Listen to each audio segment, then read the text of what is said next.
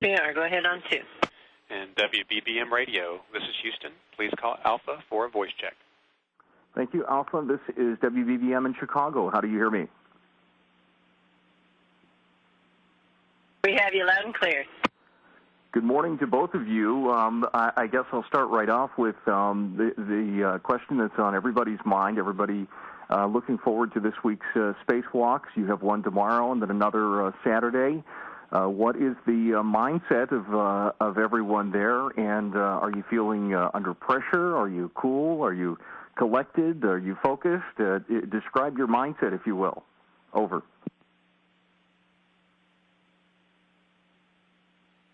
Well, I don't know how collected we are, but we're pretty organized. And both Dan and I are really excited about going outside.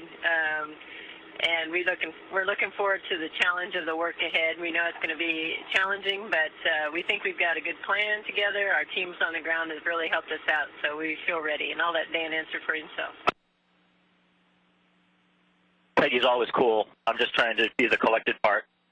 And no, we are excited, and these EVAs are I expect to be tough. When we practice them in the water, I always come out thinking, boy, those are really some pretty challenging tasks that we're being asked to do. So we're looking forward to it. Plus, we know that we are in the critical path to getting these getting the node fully activated so that the next shuttle launch can launch. And so there's a little bit of pressure there, but we like the pressure, and we're really looking forward to getting outside and getting the work done.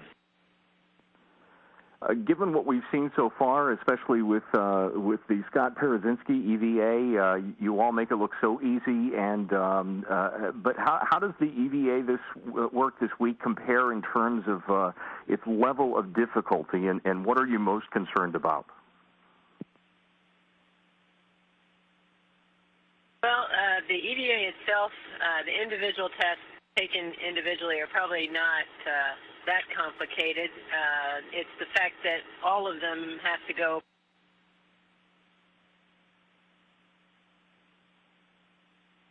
Problem with any one thermal connection would mean we would have to back out and try and figure out a workaround. So we're hoping that each one of those will go well. We have 6 of those mates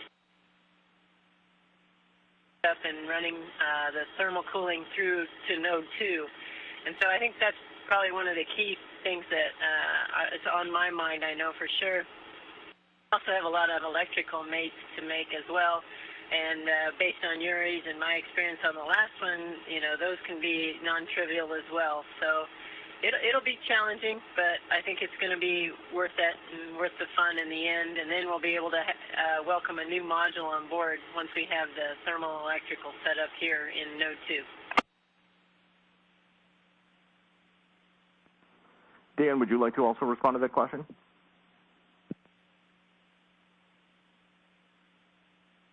Sure.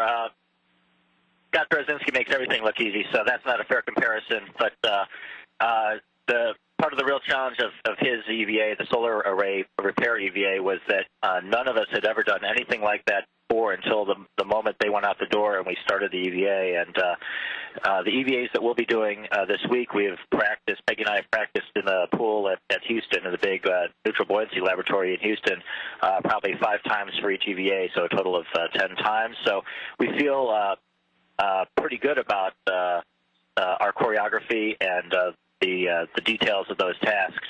And we'll be moving a big beam, about a 25-foot long beam. It weighs a couple hundred pounds, and we'll be handing it off back and forth to each other. So that, I think, will be something that I don't think has ever really been done on a spacewalk, and we'll be very careful with that, of course. But I don't know. It's the other thing I was thinking is that we have the arm involved in Scott's EVA, which also made that very complex. We're not using the robotic arm this time, so that simplifies things from a coordination point of view.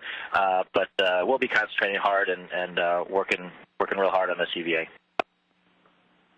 This question for you, Dan. This has been the longest now you've been in space so far. How are things going with you?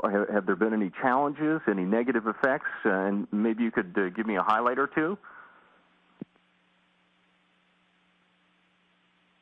Boy, there's so many highlights. I'm loving it up here.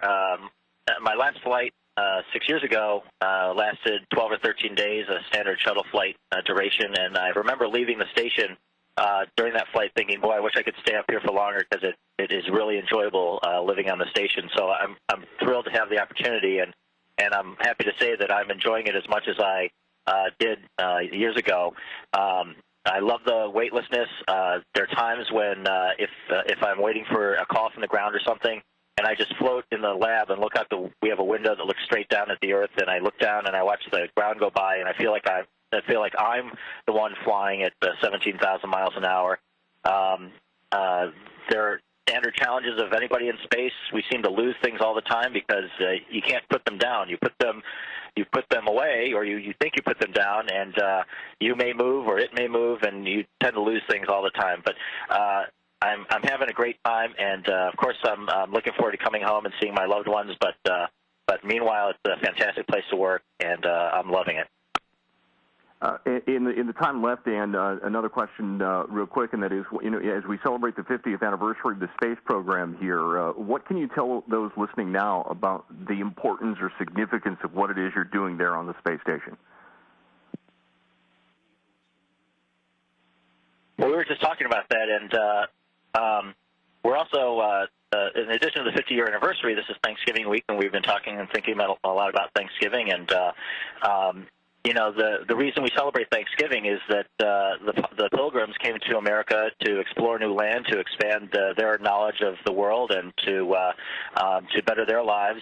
They had a tough time of it, and with a lot of help from other people, they were able to survive a season and reap a great harvest and figure things out. And I believe that's what we're doing here on the space station, is trying to expand our knowledge in our universe, or the universe of our knowledge. And we're learning many, many things, and things don't go right all the time. But every time we solve a problem, we gain more knowledge and more confidence that we can do it. And we think that maybe this is that first step of expanding our presence into space and further beyond low Earth orbit. Okay, thank you both for your time. Thank you, Steve, and hi to all my friends in Chicago. Go ahead. Alpha, this is Houston ACR. That concludes the WBBM portion of the event. Please stand by while we reconfigure space to grounds.